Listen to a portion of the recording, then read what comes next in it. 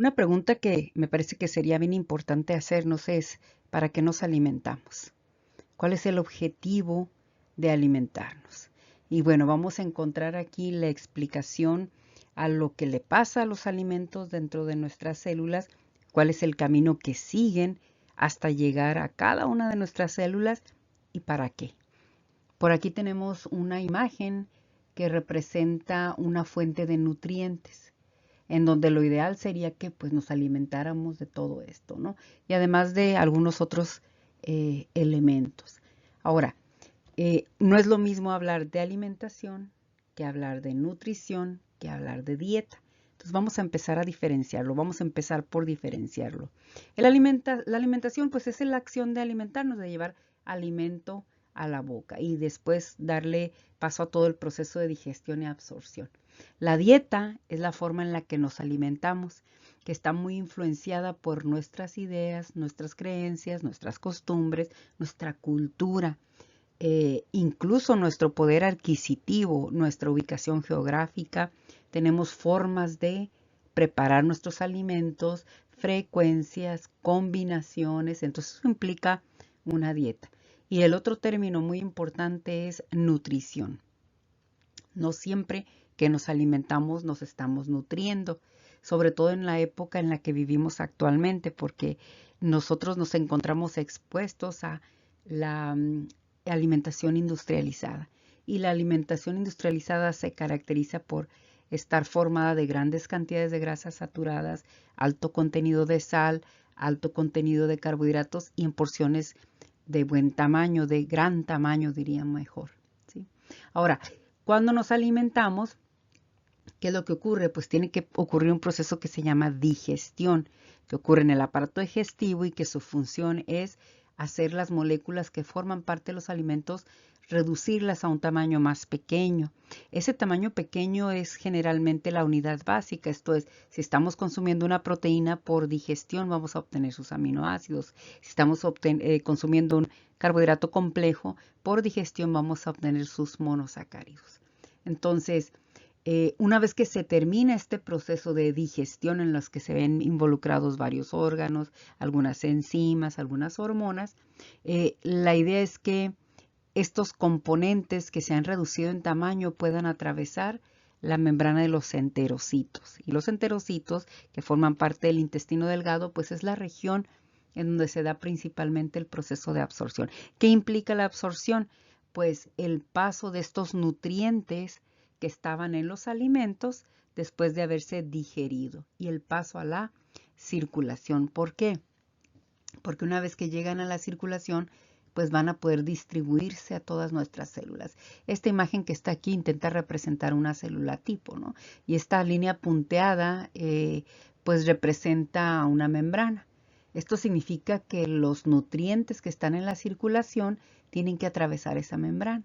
Y esa membrana va a tener distintas características para permitir el paso de lípidos, el de aminoácidos, y dependiendo también de qué aminoácido, el de carbohidratos, dependiendo de qué carbohidrato, etc. Una vez que los nutrientes llegan hacia el interior de la célula y que han atravesado por algún mecanismo de transporte desde la membrana, van a sufrir cambios al interior de la célula, procesos en donde estos se van a transformar. Estas transformaciones es lo que conocemos como metabolismo.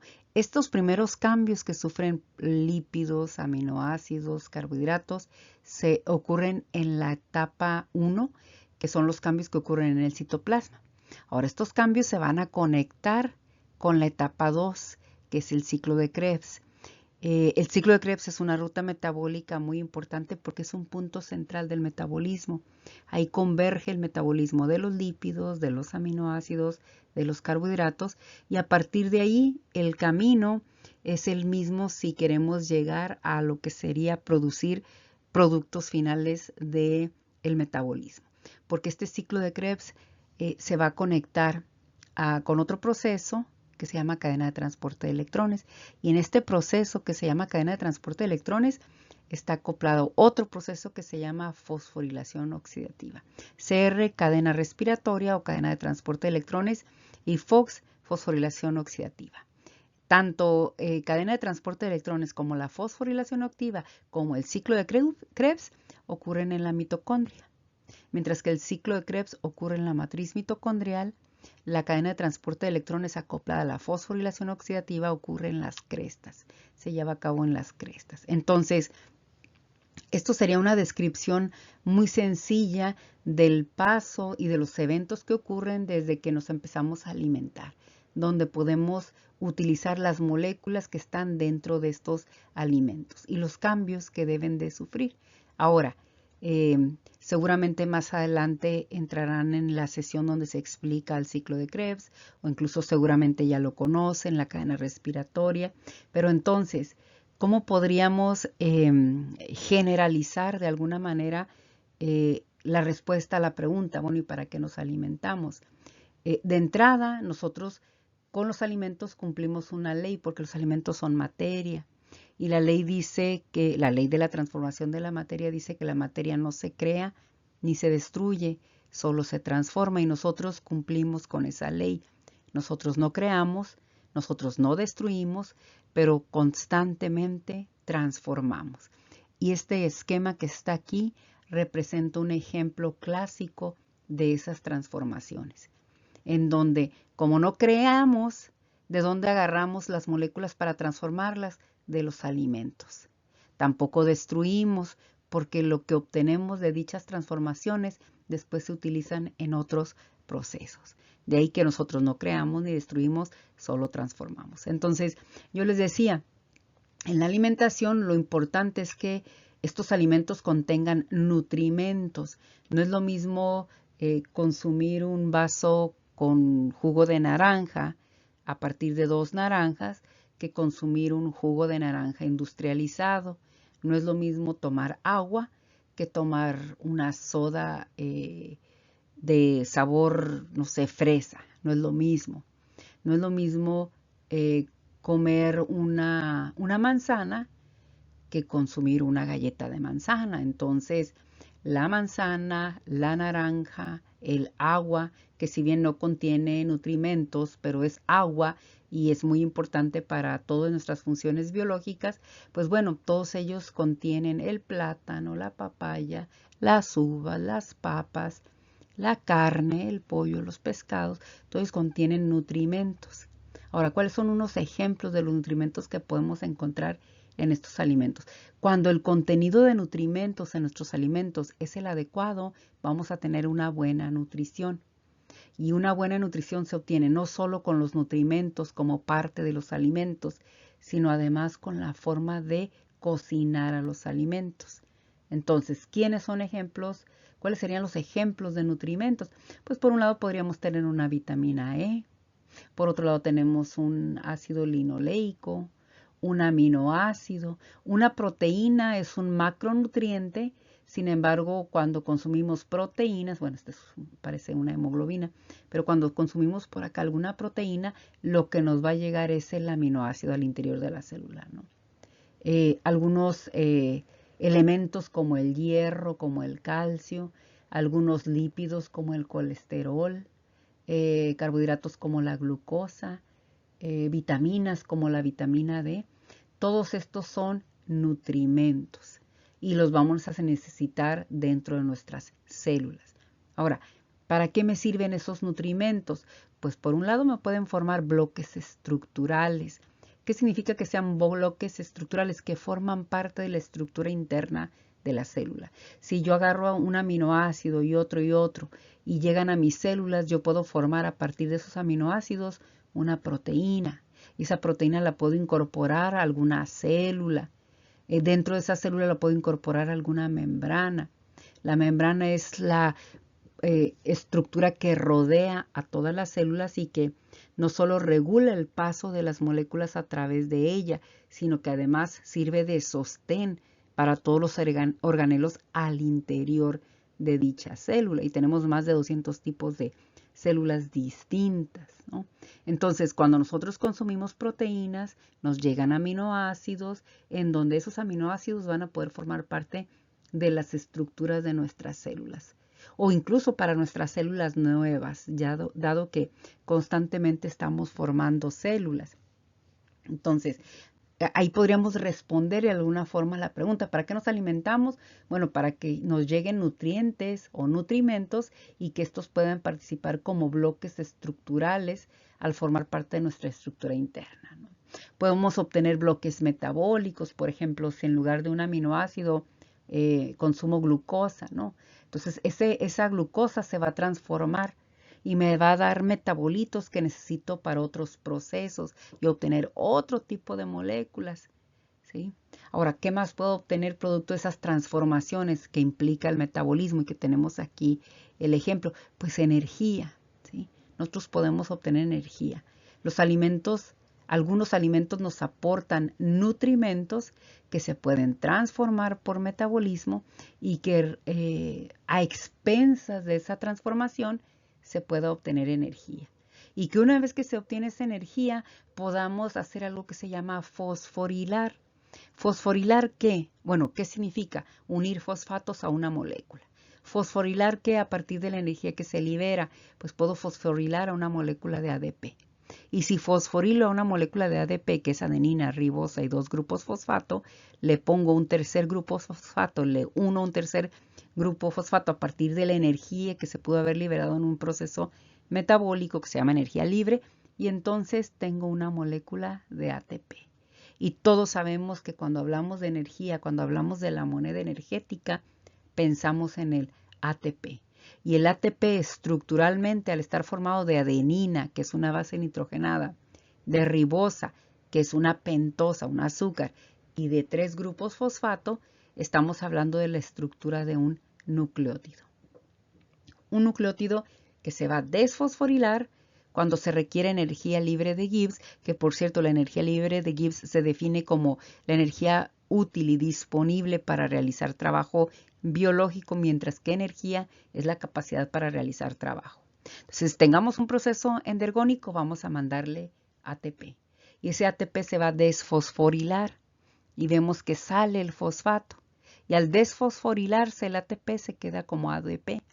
Fosfato y ADP se van a aquellas regiones del metabolismo donde se libera energía libre de Gibbs. Esto es un proceso exergónico. Se une el fosfato, el tercer fosfato aquí y entonces regeneramos ATP. Y así estamos, ¿no? Usando el ATP y me queda ADP, regenerando el ATP a partir de ADP. Ahora, ¿de dónde viene este ATP? Bueno, para poder formar este nucleótido tendríamos que recordar o conocer o pensar que existen rutas metabólicas que se encargan de la producción de nucleótidos. Si hablo de las bases nitrogenadas, tenemos nucleótidos que contienen bases púricas como la adenina y la guanina. Si hablo de bases pirimídicas, tenemos nucleótidos, la ruta de síntesis de nucleótidos que tienen citosina, timina y uracilo, que son las 3 bases pirimídicas que forman a los ácidos nucleicos o a los nucleótidos que forman a los ácidos nucleicos. Entonces, por aquí tenemos una ruta en pequeñito, ¿no? No la voy a explicar todavía, pero bueno, empieza con ribosa 5-fosfato, se va transformando y una vez que varias enzimas catalizan el proceso, llegan algunos aminoácidos, se forma un precursor común de los nucleótidos de bases púricas, o sea, de aquel que tiene adenina y del que tiene guanina. Y una vez que lo obtengo, pues ya entonces puedo empezar a fosforilarlo. En este caso, si obtengo el ATP, pues lo voy a desfosforilar y luego lo refosforilo. De hecho, esto ocurre aquí. Es uno de los eventos o de los procesos metabólicos en donde ocurre. No se alcanza a ver bien aquí, pero aquí hay un ADP, y aquí hay un ATP y aquí hay un fosfato. Entonces aquí hay una fosforilación, que esta fosforilación depende de procesos de oxidación, por eso se llama fosforilación oxidativa. Bueno, entonces me regreso. Entonces este ATP, que en este momento se utiliza como moneda energética, pues además es el bloque que si le quito 2 fosfatos y me quedo con un solo fosfato, o sea, como AMP, va a formar parte del RNA. Lo puedo polimerizar para formar RNA. Si formo nucleótidos de DNA, pues lo voy a polimerizar para formar cadenas de DNA. Y ambos los necesito para hacer un proceso que se llama síntesis de proteínas. Recordemos, transcripción y traducción. Como cuando estaba formando esta proteína, ¿no? Esta cadena polipeptídica. a partir de los aminoácidos que me llegaron como nutrimentos, de los nutrimentos que estaban presentes en los alimentos. Fíjense cómo todo se conecta, todo está ocurriendo al mismo tiempo. Ahora, si hablo solo del DNA, pues pensaría en un proceso de replicación, aunque en la replicación también se requiere al RNA. Si recuerdan el proceso en donde se forman primers, ¿no? Cebadores para que pueda funcionar la DNA ligase. Pero bueno, lo platicaremos en otra ocasión. Entonces, este DNA se puede replicar, o sea, se puede duplicar. Y esto va a ocurrir cuando la célula se va a dividir y entra en mitosis. Y entonces, producto de una replicación del DNA, una célula se divide en dos. Y luego cada una de esas células en otras dos, porque recordemos que solo la replicación en una célula se da una sola vez. Y entonces alcanzamos esta cuenta de no sé cuántos millones alrededor, no sé si de 82,000 millones de células que conforman a nuestro cuerpo, y para que todas ellas hagan su función y que todas ellas además reciban a los bloques estructurales, los bloques metabólicos, la capacidad de producción de energía a partir de los nutrimentos, una vez que se metabolizan, una vez que han sido distribuidos a la célula desde la circulación, que ocurrió gracias a la absorción, y que la absorción dependía de un proceso de digestión, que a su vez dependía de un proceso de alimentación. Y bueno, esta cantidad de células que ahora pues son las que van a formar parte de los mismos órganos que hacen todos estos procesos. Entonces, sí, nos alimentamos para nutrirnos, pero nos nutrimos para poder formar bloques estructurales en las células nuevas, para poder comunicar la información genética a las células nuevas, para poder expresar esa información genética en forma de proteínas, para poder conectar las rutas metabólicas en donde puedo obtener distintos productos, para poder respirar, porque producto de esto también produzco, y valga la redundancia, o sintetizo dióxido de carbono que voy a enviar al medio ambiente, aunque una parte se queda dentro de las células para otros procesos. Y ese CO2 que envío al medio ambiente a través del intercambio gaseoso permite la entrada de oxígeno a nuestras células, que recordemos somos dependientes de oxígeno, y esa salida de CO2 permite un proceso que a veces no lo vemos, pero que se llama fotosíntesis, en el cual las plantas o desde el medio ambiente, las algas, por ejemplo, nos van a regresar ese oxígeno que necesitamos para poder hacer todas estas funciones.